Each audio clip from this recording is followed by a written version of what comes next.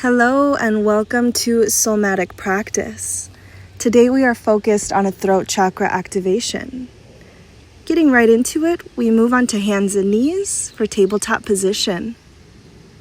And directly flowing into cat and cow, alternating back and forth for a few deep breaths. With throat chakra activation, we focus on our truth. We focus on our voice.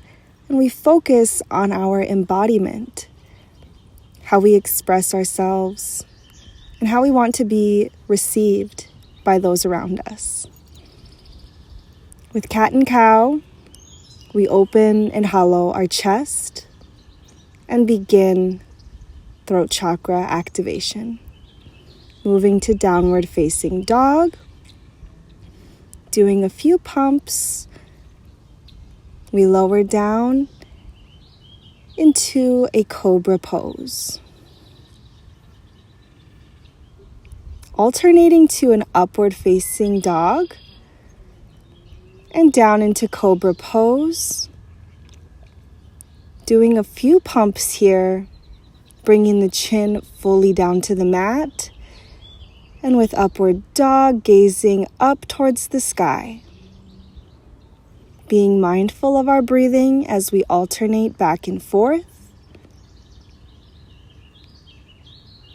And if you are in nature, I encourage you to face the sun and notice the elements as you flow through each pose. Take another full deep breath.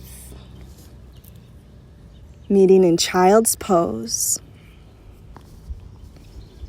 Immediately moving to threading the needle. Starting by lifting the left arm up overhead, opening the chest. Again, gaze to the sky. We tuck the arm under the opposite shoulder. Here we'll do just a few alternations of threading the needle, being sure to do the same amount on each side. Meeting in child's pose for a deep breath. Coming into hero's pose, we sit on our shins. Find a strong posture as we move into lion's breath. This is excellent for throat chakra activation. Opening the mouth, letting the tongue stick out. Opening your eyes wide. And letting out a full deep exhale out of the mouth with the tongue sticking wide out. Fill the lungs deeply with the inhale and assert your dominance as you exhale, expressing yourself as the fierce, wild creature that you are, releasing any stagnation, any intimidation, allowing yourself to step into your power.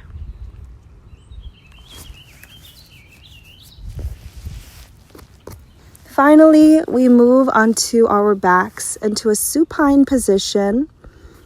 We're meeting in a fish pose. Here, we lift our chest off of the mat, so essentially our upper back will be lifted up towards the sky, using your shoulders here as a guide, as your tripod with your head. So your arms, shoulders stay on the mat. The back of your head stays on the mat, while the rest of your upper body is lifted towards the sky. Let your chin stick up towards the sky, opening the chest, extending the neck. Letting the lower extremities relax. Gently release back into a supine position. Meeting in a wheel pose. We lift our waist off of the mat. Using our hands for support, we lift up into plow pose. Feet come off the ground and towards the sky. Here our chin comes close to the chest. Again, using our arms for support. Allow this pose to be your own flow. Listen to your body. Notice what feels right. If you are able to extend the toes to the ground behind you, allow the legs to slowly fall down or rise back up.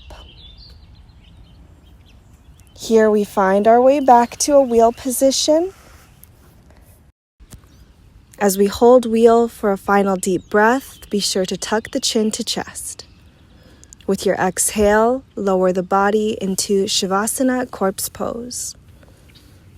Option here to bring the hands to heart center, resting on the chest or on the throat to deepen our throat chakra activation. Finding those deep breaths and allowing the body to fully rest and ground to the mat. Envisioning the color blue, healing that throat chakra, healing our self-expression, and releasing any energy that does not serve our highest good and our most authentic self-expression. Allowing our body to fully rest, recharge, and receive the abundance that we receive while practicing yoga.